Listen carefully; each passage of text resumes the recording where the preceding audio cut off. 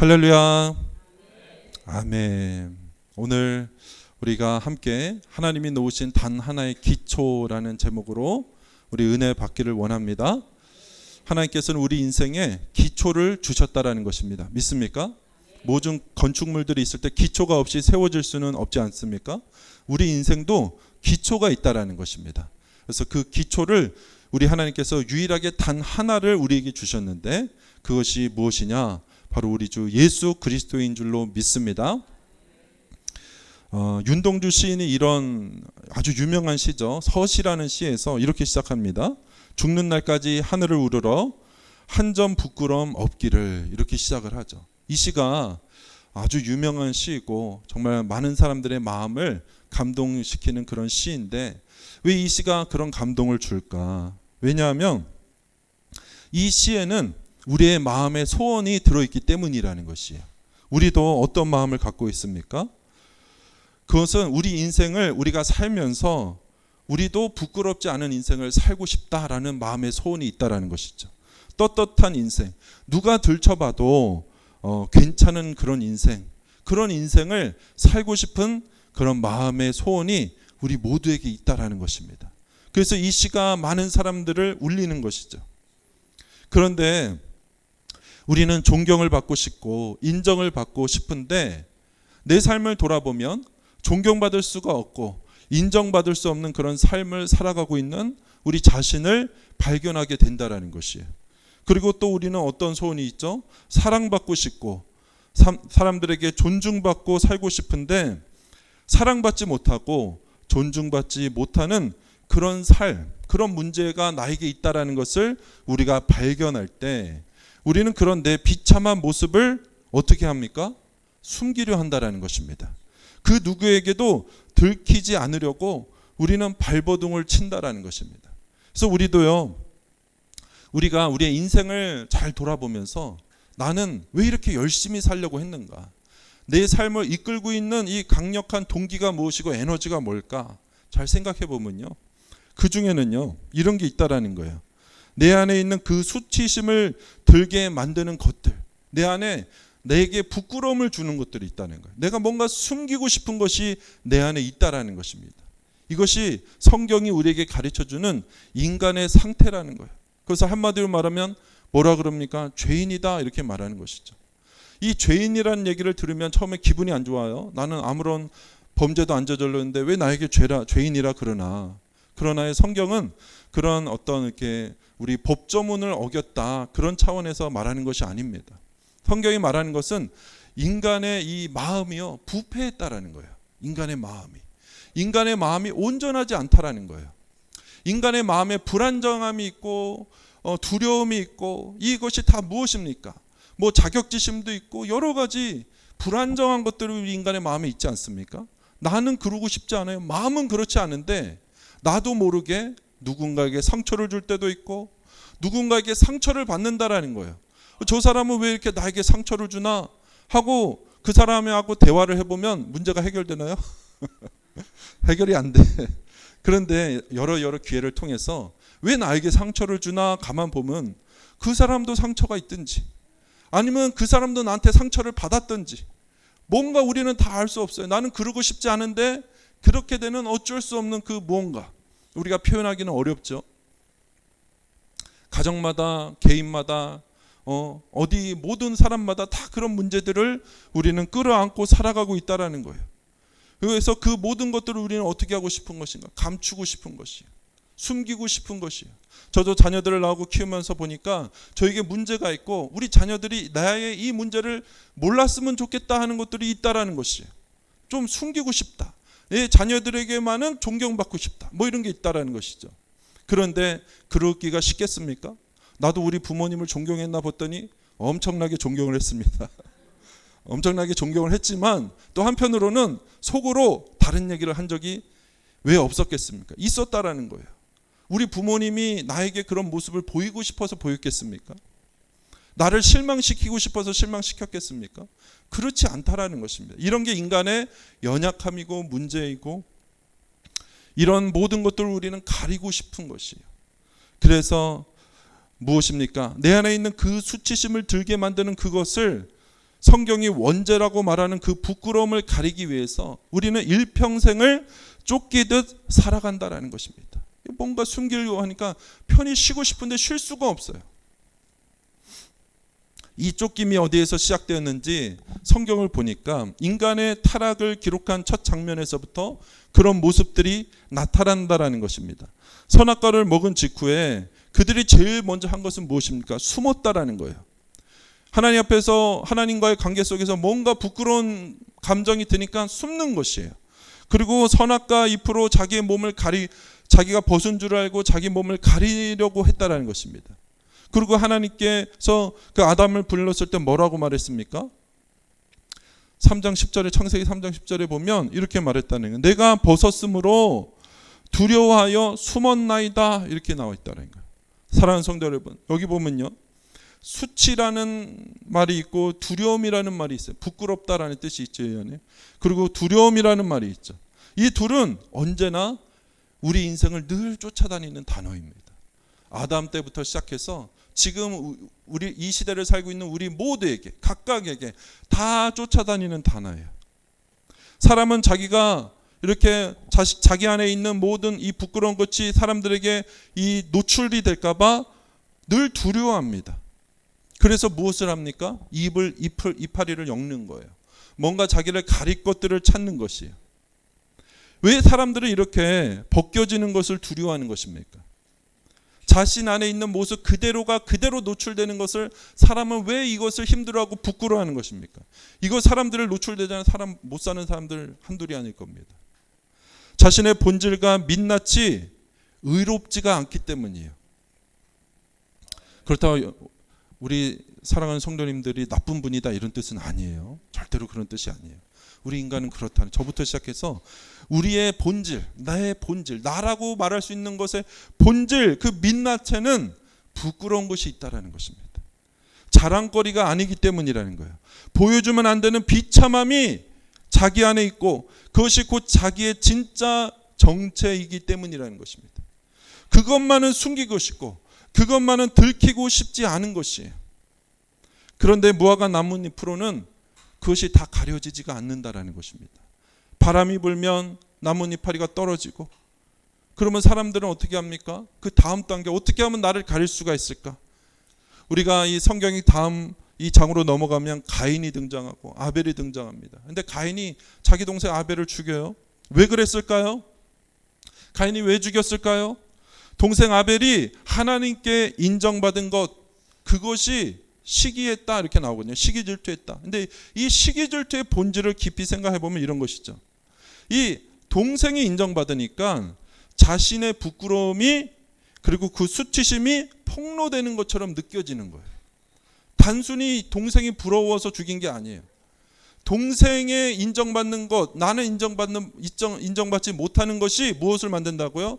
내 안에 감추고 싶은 것이 드러나는 것처럼 느껴지는 것이에요. 그리고 가인은 동생을 죽이고 도망칩니다. 그리고 무엇을 합니까? 성을 쌓고 삽니다. 성. 그래서 그 성을 쌓고 자기 아들의 이름을 붙여서 에녹성이다 이렇게 지어요. 에녹성. 그래서 인간은요, 시골에 살면 편할까요? 도시에 살면 편할까요? 도시가 편하지 않으세요? 네, 시골도 참 좋습니다. 근데 시골의 피곤한 점은 무엇인가? 동네 사람이 서로 다 안다는 거예요. 서로 도망갈 데도 없고 숨길 수도 없고, 옆 사람, 옆집 뭐 숟가락이 몇 개인지 다 알고 뭐 이런 게 있잖아요. 근데 도시는 뭐가 있어요? 익명성이 있잖아요. 숨기가 참 좋아요. 그래서 창세기 4장 17절이죠. 가인이 성을 쌓고 그의 아들의 이름으로 성을 이름하여 에녹이라 했다. 그리고 이 가인의 후손에 보면 라멕이라는 그런 사람이 등장합니다. 이 사람은요, 뭐라고 말하는가? 창세기 4장 23절에서 나의 상처로 말미암아 내가 사람을 죽였고 나의 상함으로 말미암아 내가 소년을 죽였다 이렇게 말해요. 이것은 뭐냐면 자기가 사랑한 것을 자랑하고 있는 것이에요. 라멕은 자신의 부끄러움을 숨기는 것을 넘어서서 사람을 죽인 게 아니라, 사람을 죽였지만 그걸 통해서 뭘 한 것이에요? 자기 양심을 죽인 거예요. 자기 양심을. 그리고 자신의 부끄러움을 인정하기보다는 차라리 양심에 화인 맞은 자가 되는 편을 선택한 것입니다. 가장 최악의 괴물로 스스로 변해가는 것이에요. 그 정도로 이 수치심이라는 문제는 사람을 최악으로 이끌면 이렇게 가는 것입니다. 사랑하는 성도 여러분, 이것이 인간이 가는 길이에요. 가리다가 안 되면 뭔가를 쌓아도 안 되면은 끝내 자기 양심을 죽이는 거예요. 자기 양심이 자기를 괴롭히니까. 자기 양심을 없애버리는 거예요. 양심에 화인 맞은 자가 되는 거예요. 그리고 곱비 풀린 망아지처럼 막 나가는 거예요, 인간이 그때부터. 그래서 우리는 지금 어디쯤에 서 있는가? 우리가 우리 자신을 돌아봐야 한다는 것이죠. 이 현대를 살고 있는 우리들도 이 가인이나 이들과 다르지 않다라는 것입니다. 우리는 무엇으로 우리를 가립니까? 더 좋은 직함으로 가리고, 자녀의 성취로 우리 주변을 쌓고, 남들이 부러워할 만한 것들로 우리 주변을 쌓는다라는 거예요. 겉으로는 그것이 성실이고 열심으로 보이지만 그 안에 있는 우리의 마음에는 무엇이 있습니까? 우리가 이만큼 쌓아두면 나는 무시당하지 않을 거야. 이만큼 갖추면 나는 초라해지지 않을 거야. 이런 마음이 있다라는 거예요. 성경은 이 마음의 정체를 이렇게 우리에게 폭로합니다. 이 마음의 정체를 폭로시켜요. 그래서 성경을 보면요, 마음이 불편해지는 것입니다. 이 불편해지는 것, 이것이 우리를 살린다라는 사실을 기억해야 될 줄로 믿습니다. 우리에 있는 우리 가리고 싶은 이것을 가장 잘 보여주고 있는 것이 어디에 나오냐면 계시록에 이런 부분이 있어요. 18장 7절인데요. 우리 다 같이 한번 봉독하도록 하겠습니다. 시작. 얼마나 자기를 영화롭게 하였으며 사치하였든지 그만큼 그 고통과 애통함으로 갚아주라. 그가 마음에 말하기를 나는 영으로 앉은 자여 과부가 아니라 결탄코 애통함을 당하지 아니하리라 하니. 아멘. 여기 보면 큰 성 바벨론에 대한 비유의 말씀입니다. 근데 이런 것을 정확히 설명해 보기보다도 이 큰 성 바벨론, 이 뭐라고 말한다고요? 나는 여왕이다라는 거예요. 나는 부끄럽지 않은 존재다 이 뜻이에요. 나는 과부가 아니다. 이 말도 바꿔 말하면 뭐예요? 나는 부끄러운 존재가 아니다. 나는 결탄코 애통함을 당하지 않을 것이다. 나는 실패하거나 무너져서 부끄러움을 당하는 자가 절대로 되지 않을 것이다. 라는 자기 고백인 것입니다. 이 자기 고백을 잘 생각해 보면, 이걸 거꾸로 생각하면 뭐예요? 사실은 자신의 본질이 비참하다라는 것을 인정하고 있는 것이. 자신이 비참하니까 자꾸 무언가를 가리는 거예요. 그리고 비참하니까 자기를 과대 포장하는 거예요. 그래서 계속해서 뭔가로 자기를 가리려고 하는 그런 존재를 보여주고 있는 것입니다. 이 큰 성 바벨론이라는 것은 누구 한 개인이 아니라 온 세상에 있는 모든 인간들을 대표하고 있다라고 생각하시면 돼요. 그런 그 죄성의 모습을 보여주고 있다. 그런데 이 다음 절을 보면 뭐가 나오냐면, 이렇게 자신을 과대하게 과장하고 있는 이 큰 성 바벨론이 그 하루 동안의 그 재앙을 통해서 바로 멸망하고 만다라는 거예요. 하루 만에 멸망한다 이렇게 나와요. 결단코 애통하지 않겠다, 절대로 실패하지 않겠다 말했는데 하루 만에 무너진다라고 계시록이 기록되어 있다는 것입니다. 아무리 가려도 본질적인 이 비참함은 사라지지 않는다라는 것입니다. 그래서 우리 인생은 결국 이것을 가리기 위해서 달려가는데 결국에 무슨 일을 우리는 당합니까? 살면서 무시당하기 싫은데 누군가에게 무시를 당하게 되고, 실패하기 싫은데 실패를 맛보고, 늙어가기 싫은데 늙어가고, 약해지기 싫은데 약해지고, 정말 나는 초라해지기는 싫은데 초라해지는 것이에요. 그리고 마지막에는 죽음이라는 가장 큰 비참한 최후가 모든 사람을 기다리고 있다라는 것입니다. 그래서요, 이런 인생에는 안식이 없는 것입니다. 안식이 있을 수가 없죠. 여기서 도망가기 위해서 쫓겨다닌 사람이 어떻게 쉴 수가 있겠습니까? 우리는 평생 한 가지 사실로부터 도망치며 살아간다는 거예요. 내가 실은 벌거벗었다라는 사실로부터 도망가는 거예요. 나는 부끄러운 존재라는 사실로부터 계속해서 도망치는 거예요. 나는 아니야. 나는 그렇지 않아. 그러나 결국 마주하는 건 뭐예요? 부끄러운 나 자신이라는 것입니다. 결국 나의 실체라는 것은 수치스러운 존재라는 것을 보게 된다는 것이죠. 인간은 평생 자기 내면 속 이 수치스러운 자기 정체로부터 도망치는 인생을 사는 것입니다. 그래서 인생은 슬픈 것입니다. 인생은요, 그래서 비극인 것이에요. 인생은요, 그래서 비참하고 허무한 것입니다. 이것이 바로 인생의 본질이라는 것입니다. 인생은 원래 그런 것입니다. 제가 비관적인 관점을 갖고 있어서 염세주의자라서 이 세상에 대해서 이렇게 표현하는 게 아니에요. 성경은 이 세상의 본질을 이렇게 말하고 있다는 것이고, 저도 그것을 믿는다라는 것이고, 저도 그것을 경험했다라는 것입니다. 그런데요, 그러면 여기서 끝이냐? 아니죠. 성경은 여기서 끝나지 않는다라는 것이죠. 하지만 우리는 이 비극적 인생에서, 절망하는 것이 당연한 이 인생에서 놀랍게도 소망을 붙들 수가 있다라는 것입니다. 이것이 성경이 우리에게 가르쳐주고 있는 것이죠. 그것이 복음인 것입니다. 믿습니까? 어떻게 우리는 이 비극적인 세상, 이 본질적으로 비극적일 수밖에 없는 세상 속에서 소망을 붙들 수가 있습니까? 바로 예수님 때문이라는 것이에요. 믿습니까? 예수님 때문에 우리는 이 비극적인 세상에서 소망을 붙들 수가 있는 것입니다. 오늘 본문 말씀이 바로 이와 같은 자리에 놓여 있다라는 것이죠. 그래서 2장 4절에 보면요, 오늘 본문 말씀이니까 제가 봉독해 드리겠습니다. 오늘 베드로전서 2장 4절에 이렇게 기록되어 있죠. 사람에게는 버림바가 되었으나 하나님께는 택하심을 입은 보배로운 산돌이신 예수께 나아가, 이렇게 표현하고 있습니다. 여기 보면요, 산돌이라는 표현이 나와요. 산돌. 이 산돌은 살아있는 돌이라는 뜻입니다. 살아있는 돌. 참 특이한 표현이죠. 예수님을 살아있는 돌, 이렇게 표현하고 있는 것이에요. 먼저 돌이라는 것이 무엇입니까? 돌은요, 그냥 가치 없고 우리 주변에 흔히 있는 것들을 말하죠. 그러나 건축자의 손에 이 돌이 들리면 쓰임이 생기게 됩니다. 다시 말해서 돌은요, 결코 자신의 운명을 스스로 개척할 수 없고 스스로 자기의 가치를 만들어낼 수 없는 그런 존재를 의미하는 것이에요. 그렇기 때문에 이 돌이 의미하는 것은 무엇인가? 결국에는 이 돌은요, 사람을 의미하는 것입니다. 사람. 저와 여러분, 우리들 사람을 의미하는 것이에요.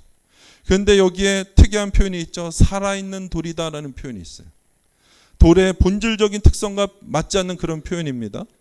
돌은 죽은 물질이죠.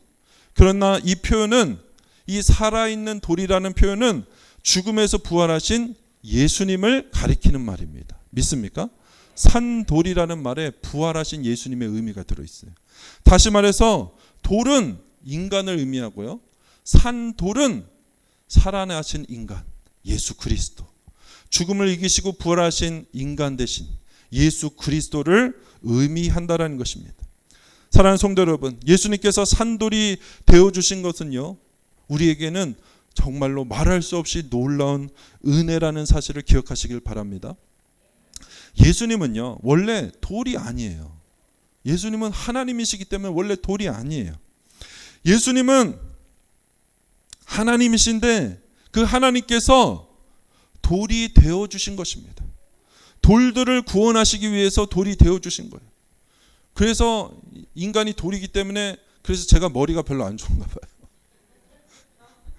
그래서 혹시 이 중에 살면서 머리 나쁘다 비난받으신 분 계신가요? 한 번이라도 비난 안 받으신 분이 아마 없으시지 않으실까 싶으신데, 천재로 태어나도 머리 나쁘다는 얘기를 듣더만요. 천재로 태어나도 안 돼요. 근데요, 너무 괴로워하지 마시길 바랍니다. 성경이 우리가 본질이 돌이래요. 머리 나쁜 게 당연하다라는 것이죠. 그런데 이 본문 말씀에 보면요, 또 무슨 표현이 있냐면 사람에게는 버림바 되었으나, 이렇게 나옵니다. 사람이, 이 예수님이요, 산돌이신데 사람에게 버림바가 되었다라는 것이에요. 다시 말해서 우리들이 처한 그 비참하고 허무한 자리에 예수님도 사람과 동일하게 내동댕이 쳐진 신세로 내려가셨다라는 뜻입니다. 그래서 사람들이 그분을 성 밖에 끌어내어서 예루살렘 성 밖에 끌어내어서 매를 때리고 골고다 성으로 끌고 가고, 이것이 무엇입니까? 다 수치거든요. 다 실패를 의미하는 것이거든요. 인간이 가장 숨기고 싶어하는 그 수치심의 자리에까지 우리 예수님께서 내려가셨다라는 것이에요. 믿습니까? 그래서 우리 주님은요, 나의 수치심을 가려주실 수 있는 분이라는 것입니다. 나의 부끄러움을 모르는 분이 아니라는 거예요. 아무리 부끄럽다 할지라도, 그것이 아무리 내게 수치심을 준다 할지라도, 사랑하는 성도 여러분, 우리 예수님이 계십니다. 믿습니까? 우리 주님이 나의 부끄러움을 알고 그 부끄러움을 정죄하지 않는다라는 것이, 이것이 주님의 사랑입니다. 우리 주님은요, 정죄하지 않으세요. 사람은 정죄합니다. 특히 목사는요, 성도들을 정죄해요. 그렇게 살면 안 돼요. 똑바로 사셔야 돼요. 이렇게 정죄를 하죠. 그러나 우리 주님은요, 정죄하지 않습니다. 대신에 뭘 해주시죠? 나의 그 부끄러움을 대신 지시고 십자가에 못 박혀 죽어주셨다는 거예요. 정죄를 한마디도 안 하세요. 이게 하나님의 은혜죠. 사실 예수님은요, 사람이 되셨지만 원래 죄가 없으셨습니다. 원래요, 인간이 되셨어요. 인간이 되셨다라는 것은 약한 존재가 되었다라는 거예요. 약한 존재. 하나님께서는 사람을 무엇으로 지으셨죠? 하나님은 다이아몬드로도 지으실 수도 있었고, 천상에 있는 강력한 것들로 지을 수가 있으셨겠죠. 그런데 흙으로 지으셨다라는 거예요. 흙으로. 하나님의 자녀를 왜 흙으로 지으셨을까? 왜 약한 것으로 지으셨을까? 이 자체가 메시지가 있습니다. 사랑하는 성도 여러분, 이 자체가 메시지가 있어요. 그리고 그런 자들을, 이 약한 것으로 지은 자들을요, 나중에는 어떻게 하시죠? 하나님의 자녀 되는 권세, 가장 높은 곳으로 올려주세요. 이 메시지가 무엇입니까?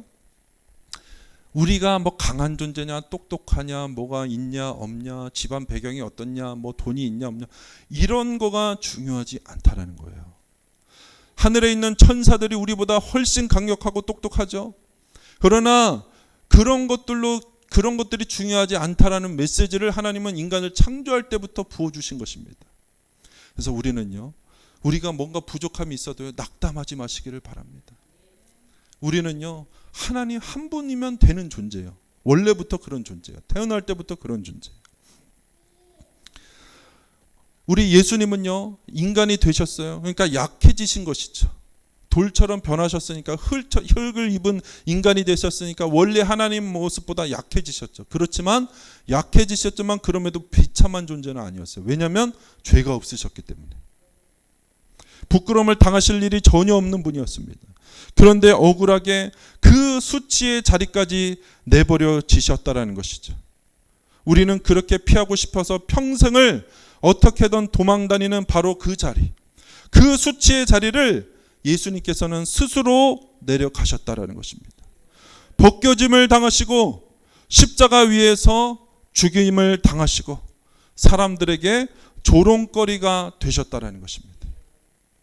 이러한 아이러니에 대해서 이사야 선지자는 이렇게 표현을 하고 있습니다. 이사야 53장 3절에서 5절까지 우리 한 절씩 다 같이 한번 봉독해 보도록 하시겠습니다. 시작. 그는 멸시를 받아 사람들에게 버림받았으며 강고를 많이 겪었으며 질고를 아는 자라. 마치 사람들의 그에게 얼굴을 가리는 것 같이 멸시를 당하였고 우리도 그를 귀히 여기지 아니하였도다. 그는 실로 우리의 질고를 지고 우리의 슬픔을 당하였거늘 우리는 생각하기를 그는 징벌을 받아 하나님께 맞으며 고난을 당한다 하였노라. 그가 찔림은 우리의 허물 때문이요 그가 상함은 우리의 죄악 때문이라. 그가 징계를 받음으로 우리가 평화를 누리고 그가 채찍에 맞음으로 우리가 나음을 받았도다. 아멘. 사랑하는 성도 여러분, 나의 비참한 그 죄악의 몰골로 인한 수치심에서 우리를 건져주시기 위해서 이 모든 일들을 바로 우리 주 예수님께서 대신 행하여 주신 것입니다. 내가 당할 그 비참하고 무서운 대가를 나를 대신해서 예수님께서 다 치러 주신 것입니다. 그러나 이 이야기가 여기서만 끝나느냐? 그렇지가 않다라는 거예요. 그래서 성경의 이 복음의 메시지가 위대한 것입니다. 이 이야기가 무덤에서 끝났다면 이 모든 것은 아무 의미가 없었을 것입니다. 버려진 돌이 그냥 버려진 채로 남았다. 예수님도 우리처럼 똑같은 존재가 되어서 그냥 우리와 똑같이 수치심을 당하고 우리와 똑같이 죽임을 당했다. 끝! 하면 아무 일도 일어나지 않았을 거예요. 그런데 그래서 그 죽은 돌은 아무것도 우리 인생을 떠받쳐주지 못했을 것입니다. 그런데 어떻게 되었죠? 사흘 만에 무덤이 다시 열렸다라는 것입니다. 죽음의 권세가 그분을 붙들지 못했다라는 것이에요. 왜 그렇습니까? 죽음 권세, 사망 권세는 원래 죄를 통해서 딱 붙잡거든요. 그런데 예수님이 죽었는데 죄가 없는 거예요. 죄가 없는 거예요. 사망 권세가 붙잡고 싶은데 붙잡을 수가 없는 거예요, 이분을. 그래서 이분이 어떻게 되었어요? 부활하신 것입니다. 믿습니까? 사람들이 내던진 그 돌이 살아났다라는 것이에요. 그래서 산 돌이 되었다 이렇게 표현하는 것입니다. 지금도 살아계셔서 오늘 이 자리에 있는 우리들을 붙들고 계신 분이 바로 우리 주 예수 그리스도인 줄로 믿습니다. 우리가 의지하는 분은요, 2000년 전에 존재했던 그냥 어떤 훌륭한 인물이 아니라는 거예요. 지금도 살아서 지금도 우리를 떠받치고 계신 분이 바로 우리 주 예수님인 줄로 믿으시기를 바랍니다. 그래서 우리는 그 무서운 죄악의 참혹한 결과로부터 자유로운 존재가 되었을 뿐만 아니라 우리의 운명이 완전히 바뀌게 되는 거예요. 누구 때문에요? 예수님 때문에. 예수님 때문에 우리의 운명이 완전히 바뀌게 되었다. 이 사실을 믿으십니까? 내 운명이 비참한 운명에서 영광의 운명으로 바뀌었다라는 거예요. 이것이 복음인 줄로 믿습니다. 제가 보니까 우리 여성분들을 보니까 남자를 잘 만나야 운명이 잘 바뀐대요. 참, 그런데 비극이 뭐냐? 괜찮은 남자 별로 없다라는 거예요. 남자들이 다 죄인들이라 다 남자들을 보니까 저 기대를 딱 걸고 그래, 결혼하면 내 운명이 바뀌겠지. 여성분들이 기대를 가져요. 근데 결혼했더니 어때요? 실망하는 거야. 왜 실망할까요? 남자들이 죄인이라 결혼하고 났더니 죄를 짓고 있는 거야. 그러니 이 남자에게 기대를 걸었던 여자가 실망할 수밖에 없죠. 그래서요, 사랑하는 성도 여러분, 기대하지 마시기를 바랍니다. 여성분들이 죄인인 것처럼 남자분들도 죄인이에요. 그래서 잘 못해요. 잘하면 얼마나 좋아. 나부터도 잘했으면 얼마나 좋겠어요. 내가 조금만 잘하면 우리 아내가 그렇게 잘해주더라고요. 그런데 그게 쉽지가 않아요. 그게 너무너무 쉽지가 않아요. 참, 그래서 인생은 어렵구나 제가 느끼면서 살아간다라는 것입니다. 그런데 우리 주님을 믿으면요, 우리 주님은 우리 운명을 바꿔주신다라는 거예요. 우리 주님은요, 우리를 실망시키지 않는다라는 거예요. 그래서 우리는요, 주님을 기대하시기를 바랍니다. 이 세상은요, 어차피 지나가는 것입니다. 이 세상을 잘 살면 좋죠. 그런데 잘 못 살았다고 느껴져도 크게 개념치 마시길 바랍니다. 왜 그렇습니까? 우리 주님이 계시기 때문이에요. 우리 주님이 진짜이기 때문이라는 거예요.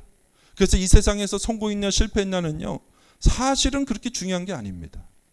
성경적으로 보면 그게 그렇게 중요한 게 아니에요. 실패해도 어떻게 보면 상관이 없는 게 성경이 가르침이에요. 그렇다고 여러분 막 살라는 것은 절대 아닙니다. 성경이 우리에게 누누이 똑바로 살고 잘 살아라고 말씀하고 있기 때문에. 사랑하는 성도 여러분, 하나님께서 그 돌을요 집어서 건물 전체에서 가장 높고 영광스러운 그 머릿돌의 자리에 놓아 주신 줄로 믿습니다. 그래서 사람이 버린 자리에서 하나님께서 세우신 자리로 옮겨지는 것이. 그래서 우리가 오늘 본문 말씀 5절에 보면 이런 말씀이 있습니다. 너희도 산돌같이 신령한 집으로 세워지고 라고 나와요. 뭐라고요? 우리들도, 나는 돌인데 뭐라고 말한다고? 산돌같이 이렇게 말하는 거예요. 다시 말해서 우리도 어떻게 된다고요? 살아있는 돌처럼 된다라는 거예요. 예수님처럼 될 수가 있다라는 것입니다. 그래서 예수님처럼 신령한 집으로 세워져야 된다라고 가르쳐주고 있는 것이에요. 사랑하는 성도 여러분, 그렇지만 우리가 스스로 살아난 것이 아니라는 것을 기억해야 됩니다. 그분은 본래적으로 산 돌이시고요. 우리는 예수님께 붙어서 그 생명을 나누어 받아 산 돌이 되는 것입니다. 이 붙어 있다라는 것이 예수님을 믿는다라는 것이죠. 가지가 나무에 붙어 열매를 맺듯이 죽은 돌이었던 우리가 살아계신 그분께 접붙여져서 함께 살아나는 것이랍니다. 이것이 복음인 것입니다. 죽은 돌이 산돌이 되는 것이 바로 복음이라는 것이에요. 그리고 여기 보면요, 세워진다라는 말이 오늘 본문 말씀에 나와요. 이 말은요, 수동태예요. 수동태라는 것이 뭐냐면 우리가 우리를 스스로 세운다라는 것이 아니라 하나님의 은혜로 세워진다라는 것입니다. 우리는 돌입니다. 돌은 스스로 건축할 수가 없죠. 우리는 평생 자기 힘으로 자기 인생을 지어 올리려 하지만 애초에 돌은요, 그렇게 할 수가 없는 존재라는 것을 우리가 기억해야 돼요. 그래서 우리가 그렇게 할 수 없는데 그렇게 하려고 하니까 우리가 지치는 것입니다. 돌이 건축자 노릇을 하려 했으니까 얼마나 그 인생이 괴롭겠습니까? 그런데 산돌이신 그분께 우리가 나아가면 무슨 일이 일어납니까? 하나님의 손이 우리를 집어 드신다라는 거예요. 그리고 버려진 것 같은 우리의 인생이 던져지고 짓밟혔던 우리의 인생이 하나님의 손에 붙들려서 그분의 집에, 그분의 건축에 쓰임을 받는 자리로 우리가 옮겨지게 된다라는 것입니다. 이것이 얼마나 놀라운 일인지 생각해 보기를 바랍니다. 길가에 굴러다니던 돌, 아무도 눈여겨보지 않던 돌, 쓸모없다고 걷어차이던 돌, 그런 모습이 우리의 모습인데 하나님의 성전의 벽에 우리가 같이 고귀한 이 재료로서 세워진다. 이게 얼마나 아름다운 일입니까? 그 돌들이 거룩한 제사장이 된다라고 베드로전서 2장 5절에 기록되어 있어요. 우리는 돌들인데 우리를 뭐라고 부른다고요? 너희는 거룩한 제사장이다 불러. 이 거룩한 제사장은요, 예수님께 맞는 표현이에요. 근데 우리를 마치 너희는 거룩한 나라요, 거룩한 제사, 왕 같은 제사장이요 이렇게 부른다라는 거예요. 우리가 이렇게 되는 것은 다 주님의 은혜 때문이라는 것이죠. 하나님 앞에 나아갈 수 없던 존재가 이제 하나님 앞에 서서 예배를 드리는 자가 되는 것입니다. 여기서 우리는요, 이 베드로전서를 누가 썼냐면 이 베드로가 썼겠죠. 베드로가 썼는데요, 이 베드로의 원래 이름은 시몬이라는 이름입니다. 시몬은 원래 어부였습니다. 성격이 급하고 실수가 잦은 사람이었다라는 것을 우리가 말씀을 통해 알 수 있죠. 그런데 어느 날 예수님께서 물으셨어요. 시몬에게 너는 나를 누구라 하느냐? 그때 시몬이 뭐라고 대답합니까? 마태복음 16장 16절에 주는 그리스도시요 살아계신 하나님의 아들입니다. 이렇게 딱 대답을 하는 거예요. 이 고백을 들으시고 예수님께서 그에게 새 이름을 주십니다. 너는 이제 시몬이라 하지 말고 베드로라 하라 이렇게 딱 하는 거예요. 그때 이름이 베드로. 베드로의 뜻은 반석, 즉 돌이라는 뜻이에요. 반석이라는 뜻입니다. 베드로의 그런데 사랑하는 성도 여러분, 그 사이에 또 뭐가 기록되어 있냐면 이렇게 기록되어 있어요. 예수님이 이렇게 말합니다. 이를 베드로 너에게 알게 하니는 혈육이 아니요 사람이 너희들에게 가르쳐주는 게 아니다 뜻이죠. 하늘에 계신 내 아버지니라 이렇게 말하는 것입니다. 이 베드로의 이 고백, 예수님께 대한 이 정확한 고백, 이것이 우리에게 필요한 것입니다. 믿습니까? 예수님은 누구십니까? 라고 묻는 거예요. 우리가 예수님을 믿는다라는 뜻은요, 누군지 알아야 믿지 않겠습니까? 그래서 우리 자신에게 하나님께서 묻는 것과 같은 거예요. 예수님은 당신에게 누구입니까? 글쎄요, 잘 모르겠는데요. 나랑 관계없는 분인데요? 라고 할 수도 있겠죠. 예수님을 안 믿는 분들은. 그냥 어디서 들어본 분들인데요. 4대 성인 중에 한 분이라고 들어봤거든요. 2000년 전 분이라고 들었습니다. 이렇게 알면요, 그냥 전혀 우리랑 관계없는 것입니다. 그런데 베드로가 뭐라고 고백해요? 주는 그리스도시요 살아계신 하나님의 아들입니다. 이것이 예수님의 정체를 정확하게 표현하는 것이거든요. 우리가 이렇게 예수님을요 정확하게 알아야 돼요. 이 고백이 우리에게 완전하게 분명하게 세워져 있어야 될 줄로 믿습니다. 예수님이 누구입니까? 예수님은 하나님의 아들입니다. 예수님은 성경에 기록된 바로 그리스도입니다. 라고 우리 스스로가 확신이 되고 믿어져야 돼요. 이 믿음이 우리에게 있어야 될 줄로 믿습니다. 이때 우리는 예수님을 믿는 것이에요. 우리는 예수님을 믿는다 말할 수가 있다는 것이죠. 그런데 이러한 깨달음, 이러한 지식, 우리의 이러한 암도 결국에는 하나님께서 우리에게 주시는 선물이다라는 사실을 기억하시기를 바랍니다. 사랑하는 성도 여러분, 이제 더 이상 우리들은요, 나의 부끄러움을 감추기 위해서 쫓기는 인생을 더 이상 살 필요가 없다라는 것입니다. 왜 그렇습니까? 나의 모든 수치를 덮어주시는 분이 계시기 때문이에요. 그분이 바로 예수님입니다.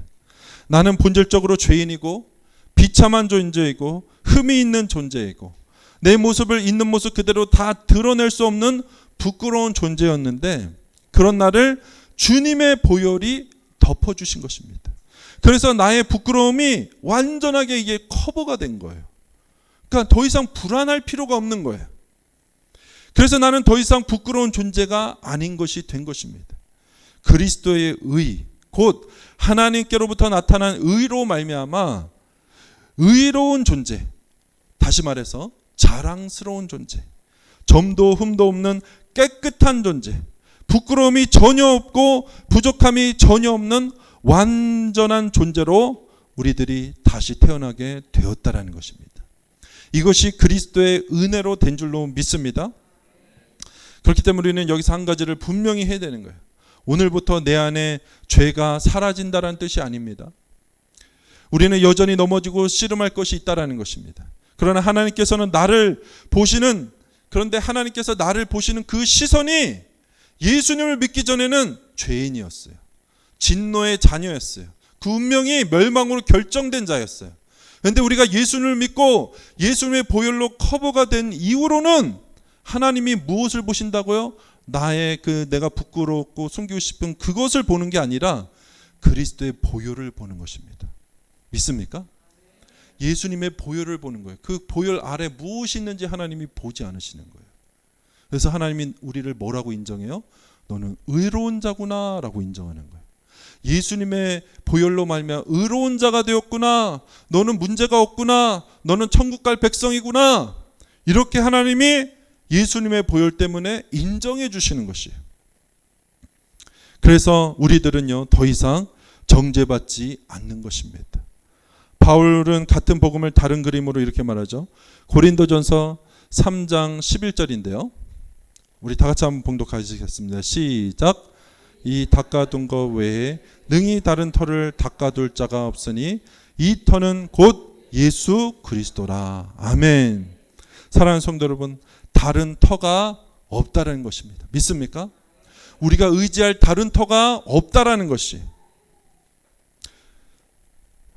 우리가 평생 우리 자신을 터로 삼아 그 위에 무엇인가를 쌓아보려 해왔겠지만 성경은 내 자신이 터가 될 수 없다라고 선언하고 있습니다.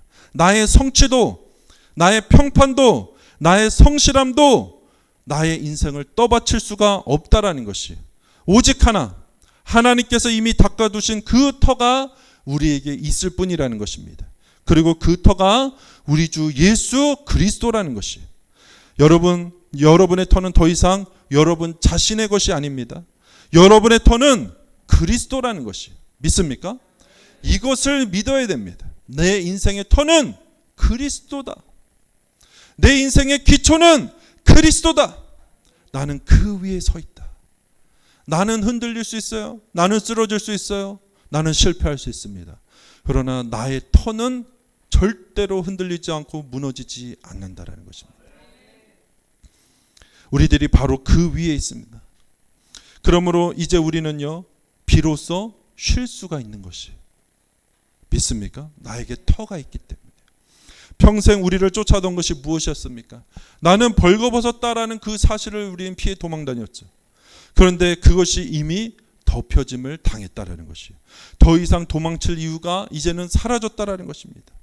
도망칠 이유가 없는 사람이 비로소 어떻게 할 수 있을까? 다리를 쭉 뻗고 편히 쉴 수 있는 것이죠. 사랑하는 성도 여러분, 이제는요, 우리는 우리 자신의 성을 쌓는 일을 내려놓아야 됩니다.